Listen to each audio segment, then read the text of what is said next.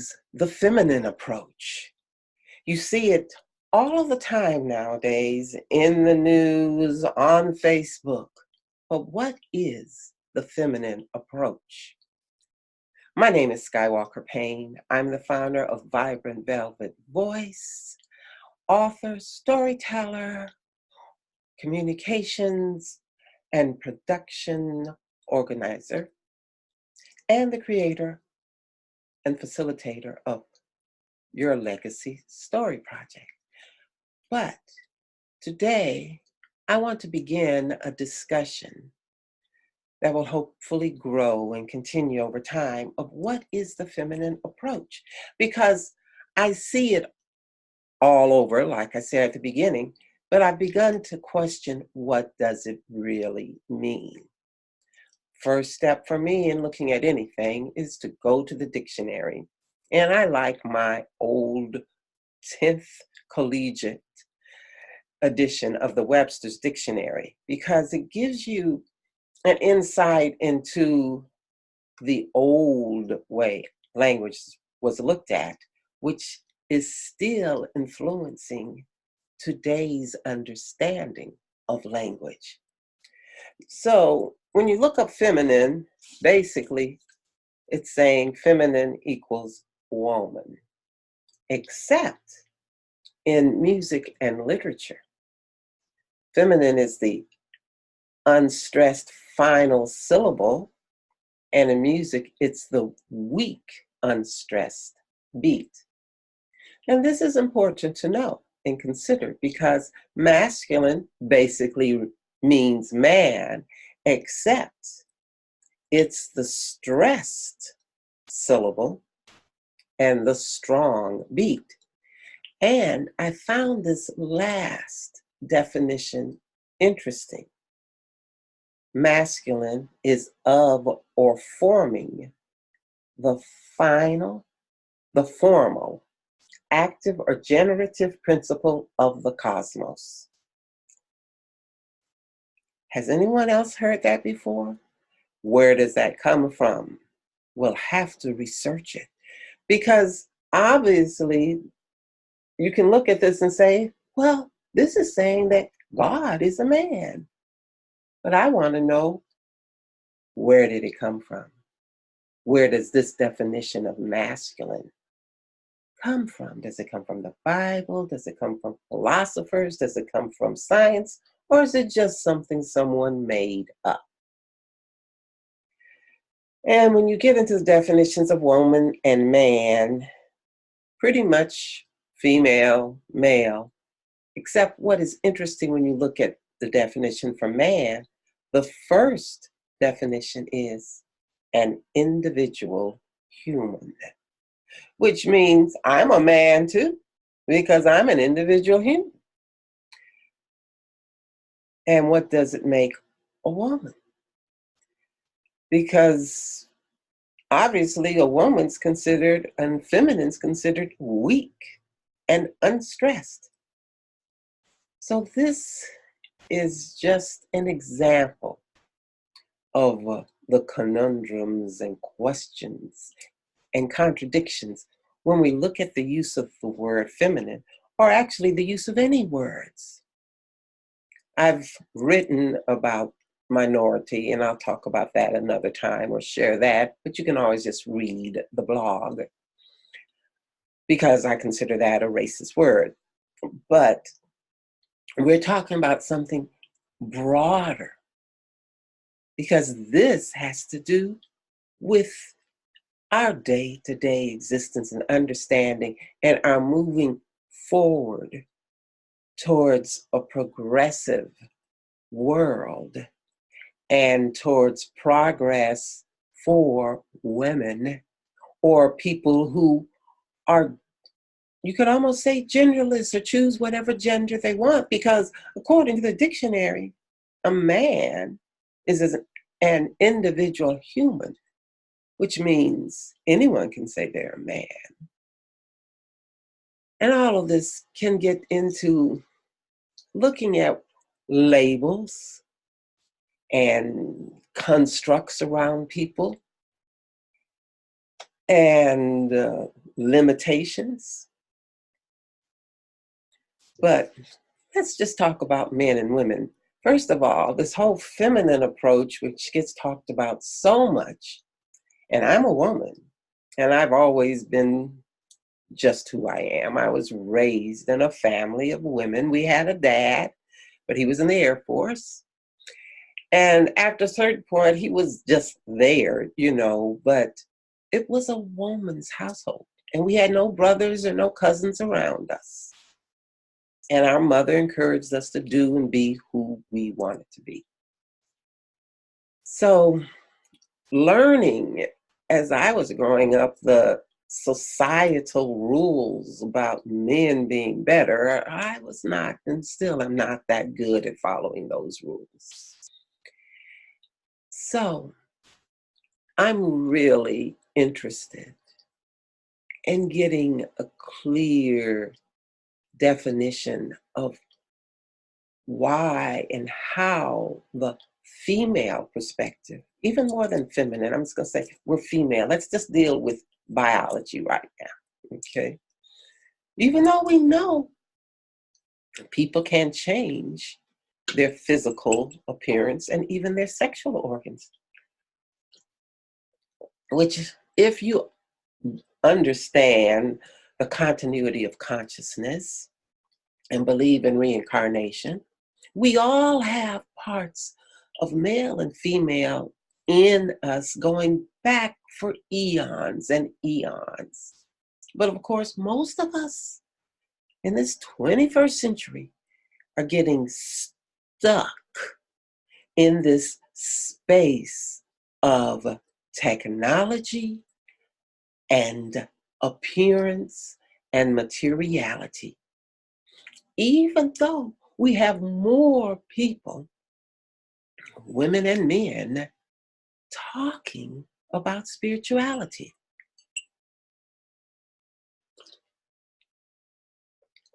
So, what does this mean? A female approach to the world. It's pretty much the same way as dealing with races. We're in a transition. No longer does anyone believe that there's one man in charge of everything. There isn't. There can't be. Everyone has abilities and knowledge and a continuity of consciousness. And you can call that being part of God or Jesus or Allah or Buddhist teachings. But if you can accept the scientific findings that there is energy and particles so minute, we can't see them. The atoms, and smaller than the atoms and the nucleus, and it goes on and on and on. And all of that is energy, and it's invisible to our eyes. It's only logical that this body, this mind, this consciousness is just as fine and able to transmit and travel through space and time. It's just that it takes us sometimes a long time to realize it. And I've just been realizing it. And it makes you feel limitless and unbounded. And it makes you start asking questions of what exactly does feminine and masculine mean?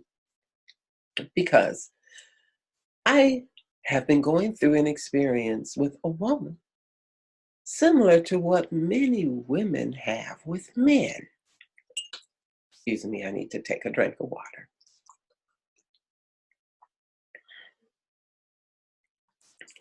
You know, as a woman, the experience of being led on by a guy who says, hey, come in, I'll come see you. I'll come see you. I'll come see you. And maybe once out of 5. And you keep going and going along because you really like him and want to be with him. Well, I just had this woman doing this to me for a month, all to make a simple video for her to be part of something she agreed to be in. And now, I don't think that kind of behavior is feminine behavior. And that's just one example that shows that a woman can act like a man, which isn't unusual since the definition of a man is an individual human being. I do like to push things so that we really look at what are we really seeing? What are we saying? What are we intending? And what are we doing? If we're going to talk about and promote a feminine approach to anything, be it leadership, actions, relationships, business, we need to be able to define what we mean or just come up with new words that are actually genderless and more descriptive of what you are really about, of what your purpose is, of what your motivation is, of what your goals are, of who your audience is, and all of that if you're in business. But even if you're not in business, if you're just somebody who enjoys your life, likes your job, loves your family, love your spouse, how do you use language? How do you move through the world? Do you see yourself as a man or a woman or simply a human being? And my teacher, a Buddhist teacher, was here recently and he said that in Tibet, they don't have a word called humanity because all of life is recognized as all life. So we first have to get over these gender distinctions and these racial distinctions and these economic and class distinctions and these educational differences and start to recognize we are all united in this fantastic universe, which is so much more vast than you can imagine. But you are the universe.